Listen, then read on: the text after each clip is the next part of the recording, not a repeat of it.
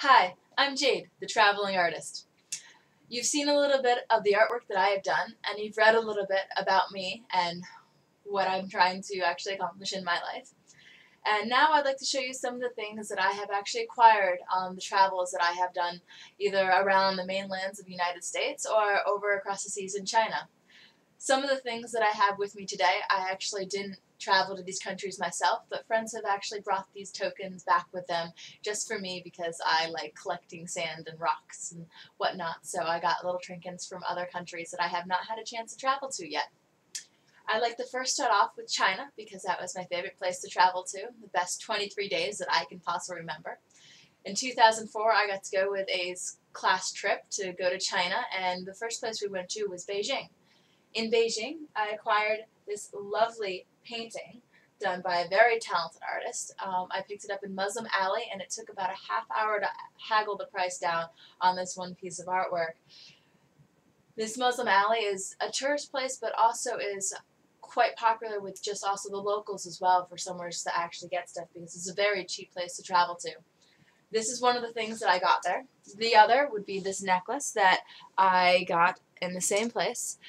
It is actual real jade, and you can tell because it scratches glass. If you actually take this and put it up against glass and drag it down it'll actually scratch glass.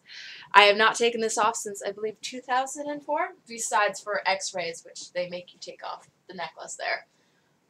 Other things that I acquired when I was over in China, the next place we went was Qufu, and Qufu is the birthplace of Confucius, one of the great philosophers over there.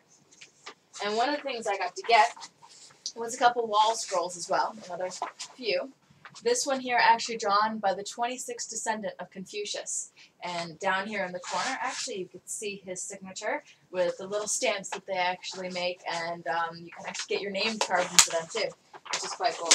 He draws these right in front of you, paints them, and sells them for only about 20 kwai, which is not that much, but it has more sentimental value when you actually come to understanding the endeavors that Confucius has actually done to that country, and it's quite miraculous, I have to say. The actual temple that we went to was absolutely gorgeous, and they have black butterflies there, which are also really cool. The next place that we went to was in Xi'an, and Xi'an is the place where most people know of the Thousand Takata warriors, which were done by the first emperor and still to date the largest temple and grave that had ever been created by any emperor. And I didn't actually bring back anything from that temple itself because it was far too overpriced and very touristy. But in that town, we also went to another mountain, which I cannot pronounce its name, so I'm not going to try. But on that mountain, it was pretty much a river of rocks, and this river of rocks was made up of stuff about that small, or the rocks happened to be bigger than most of us.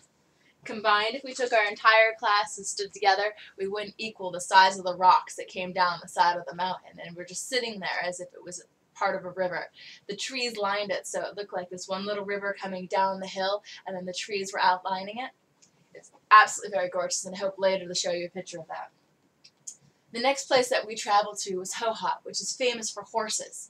They have small little horses that don't stand too high, but they're well known for having horses, and we got to go horseback riding there and also watch them do tricks of leaning over and picking up stuff off the ground.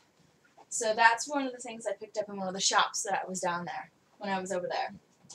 The next few places are also from over the sea. However, I did not travel to these ones, but they're gifts that were brought back for me. One of them happened to be in Taiwan. A friend of mine actually just recently brought back this little handbag, which is quite popular in Taiwan, I guess, right now. But this is one of the things that I just recently got from there. Another thing that I got from a different friend from Taiwan, which would be this jade necklace, which is quite gorgeous, I guess, there, and very popular as well. This is one of the other necklaces that I wear pretty much constantly, just not as religious as this one on my arm and neck. And then the last thing that I got from overseas would be this sand here, which is from Egypt. A friend of mine got to go on a school trip, and they brought this back for me about 3 years back. So I've got sand from Egypt.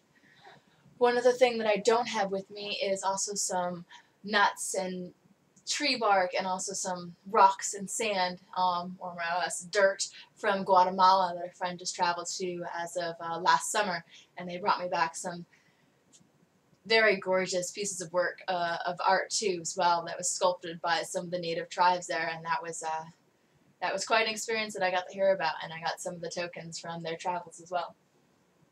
The rest of the stuff I have to show you are things that Mother Nature has created on the mainlands, pretty much, which would be America. I'm going to start with Maine.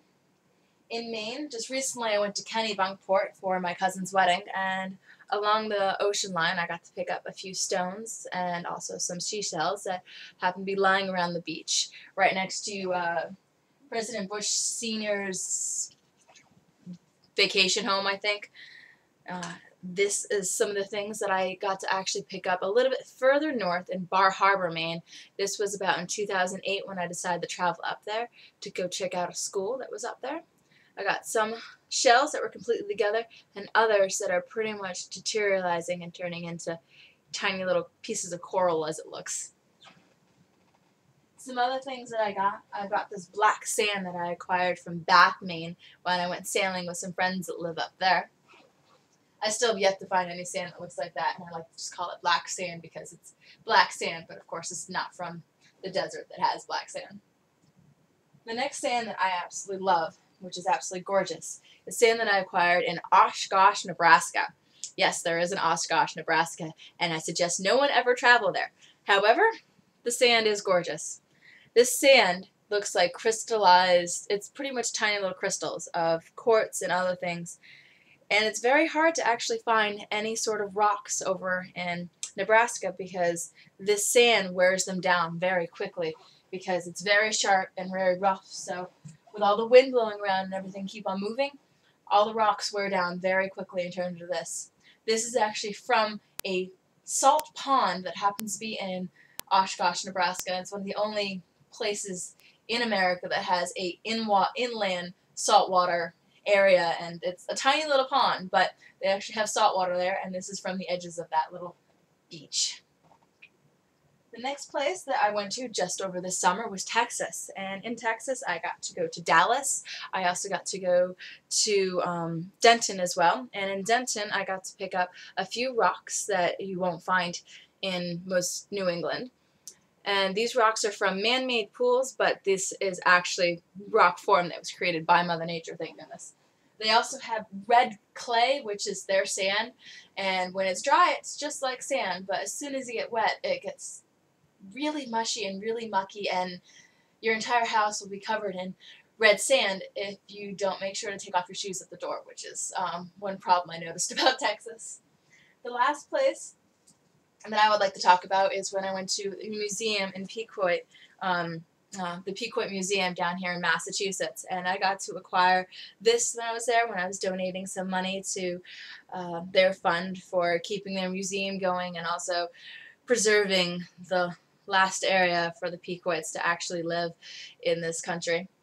And that would be pretty much the last thing I acquired. It's actually handmade, actual hide, and it's very, very close to me in sentimental value.